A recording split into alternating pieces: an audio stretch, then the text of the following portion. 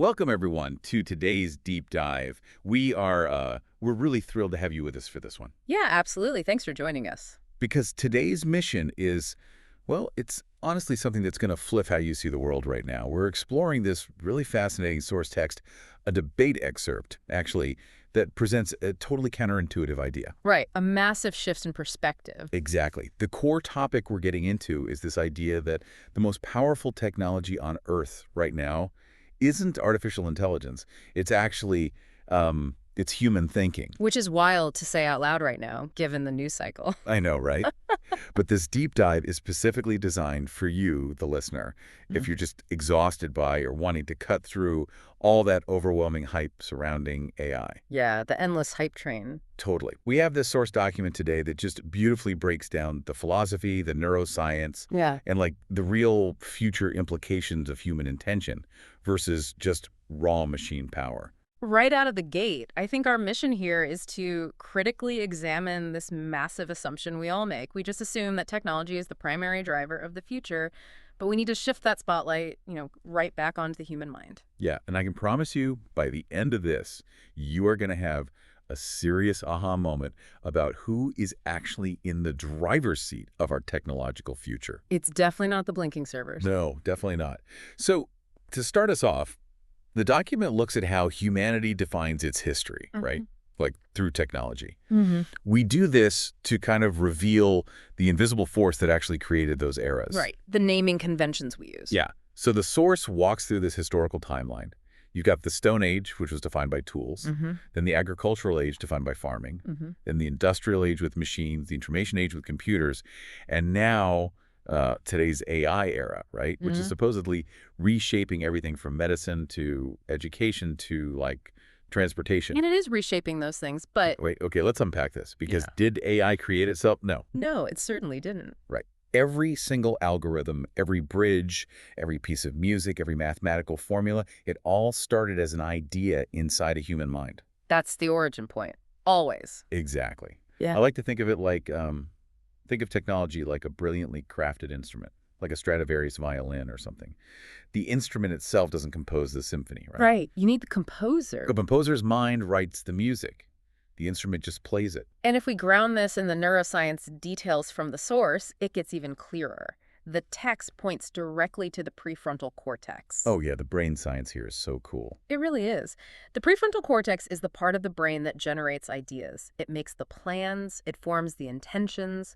Your hands, or in this case the machines, they simply build what the mind has already conceived. It's just following orders, essentially. Exactly. What's fascinating here is that no machine has ever originated a human value. It has never, spontaneously defined a purpose. Thought always comes before creation. Always.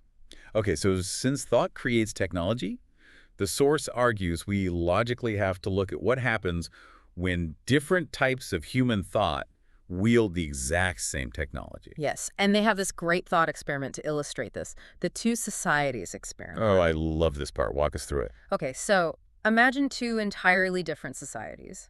But they have the exact same computers, the same energy grids, the same medical knowledge, and the identical AI models. The tech is a constant. Completely identical tech baseline. Right.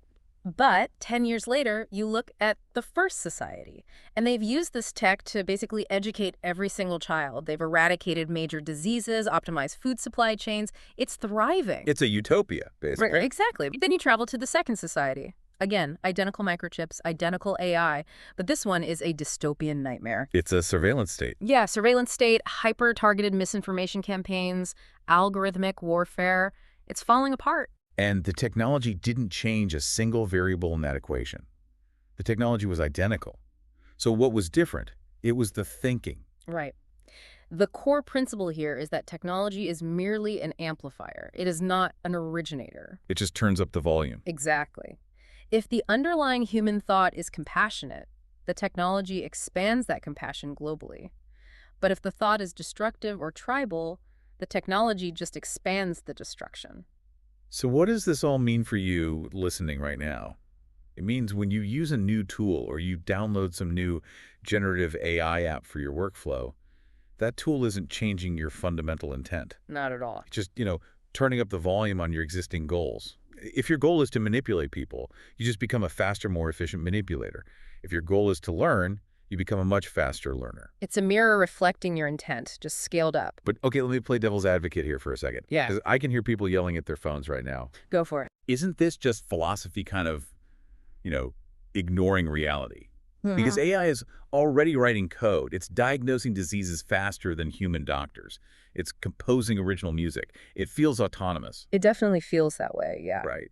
So doesn't the sheer speed and complexity of the machine eventually override our original intent? Does that change the equation? It's a really common anxiety. But the source deconstructs this brilliantly. Yes, AI can process data at speeds we can't even fathom. It recognizes patterns that are totally invisible to us. Yeah, billions of calculations a second. Right, but speed is masquerading as autonomy here. The AI is fundamentally just optimizing for the goals we gave it. It still does not choose its own values. Just solving a math problem. Exactly. It relentlessly optimizes a mathematical weight given to it by a human programmer. The text had some really stark examples of this. Like, if you give an AI the goal of maximizing user engagement, what does it do? It figures out we click when we're mad. Exactly. It addicts people to screens by feeding them outrage. It didn't decide to be evil or ruin democracy. It just solved the equation. Outrage equals engagement. Or if you tell it to maximize profit above everything else. Right. It exploits every loophole it can find in the financial system. But on the flip side, if you give it the goal to maximize human well-being, it pursues that instead. The intention is the steering wheel. Yeah, it's just like the analogy in the source. Technology is just the vehicle. Human thinking is the driver. A super powerful, incredibly fast vehicle still cannot choose its own destination. It just gets you to the destination faster. And if we connect this to the bigger picture, this is why the prefrontal cortex, that part of our brain that handles moral reasoning, isn't just some nice-to-have luxury. It's critical. It is our most critical safety technology, because the prefrontal cortex can simulate a future scenario, realize it's harmful, and actually hit the brakes. Right, it acts as an inhibitor. Exactly, and AI doesn't have a prefrontal cortex. Without human moral reasoning guiding it, intelligent machines become actively dangerous just by virtue of their blind efficiency. Okay, so if human thinking is the driver, and it dictates whether these powerful vehicles either save us or crash us into a wall, we really have to look at our investments. We do. We have a massive investment deficit. Right. How much are we investing in upgrading the driver versus upgrading the vehicle? The disparity is wild when you really look at it. The source poses some tough questions here. We invest billions, trillions even, in faster computers. We design these incredibly powerful processors, and we prioritize teaching kids complex mathematics and coding. We're building better and better vehicles. Exactly. But what if we invested equally in the driver? What if we poured that same venture capital into understanding human cooperation, or reducing cognitive bias at scale, or teaching critical thinking? Now, people push back on that, right? Because they say, well, human nature is fixed. We're just biologically wired to be greedy or tribal. And that's where the source brings in the blank slate theory, which is incredibly optimistic. Yeah, explain that, because I think it's vital.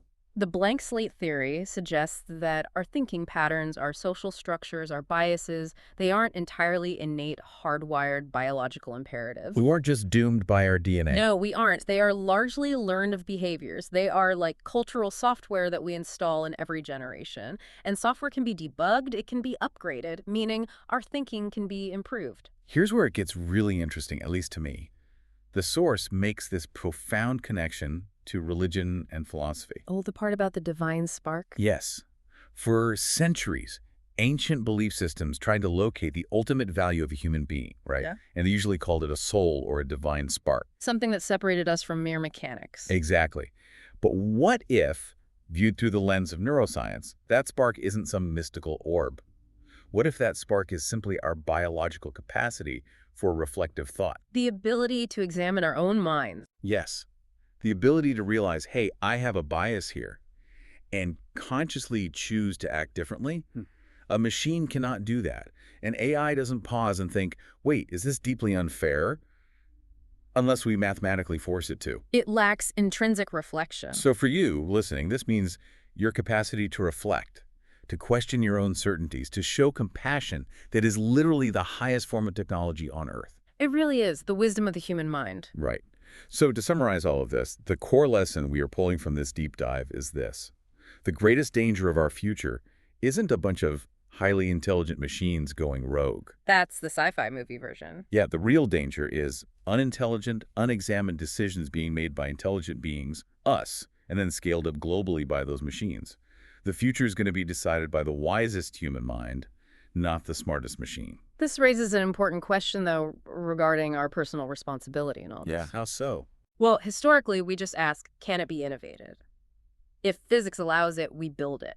But now we have to ask not just what can be innovated, but whom the innovation serves. Whose intention is it amplifying? And that leads directly to a question I want to ask you, the listener.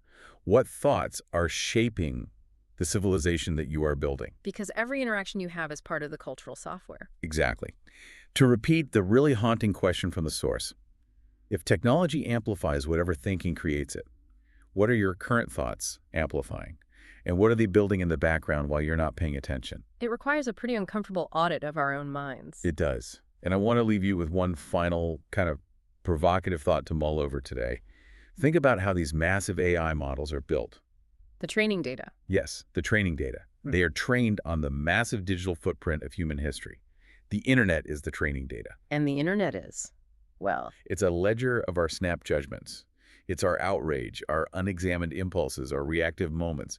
It is rarely a curated library of our reflective wisdom. so we're feeding it our worst flaws. Right. So if AI is ultimately a mirror, are we inadvertently training the ultimate amplifier on our most unexamined, impulsive thoughts? We look at these models acting biased, and we panic, and we call it the AI alignment problem. We hold all these tech summits to fix it? Exactly. But perhaps this highly publicized AI alignment problem is actually just a human alignment problem staring right back at us. We are terrified of the reflection, and we're blaming the glass. That is a lot to think about. It really is. So next time you see a headline about AI taking over, just remember, the real power is the mind looking back at the screen. Thanks for joining us on this deep dive. Thanks, everyone. Catch you next time.